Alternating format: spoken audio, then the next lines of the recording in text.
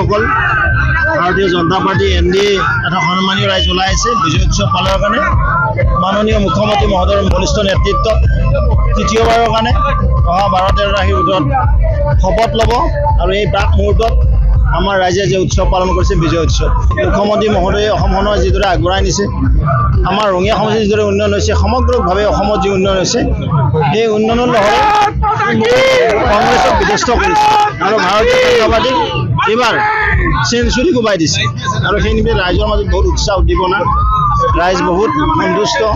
আৰু ৰাইজে হিয়া জুৰি আশীৰ্বাদ কৰিছিল তাৰ বিনিময়ত আমি ইয়াত 1 লাখতকৈ অধিক ভোট পাই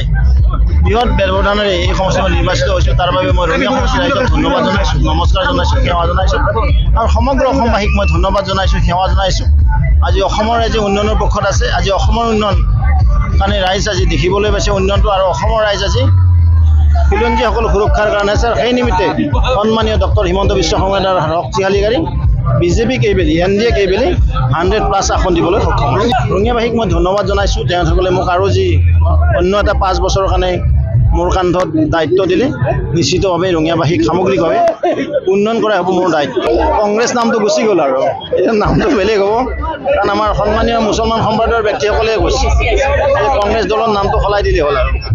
কোনোবাইতো কৈছে যে হজ যাত্ৰী লিষ্টৰ যেন লাগিছে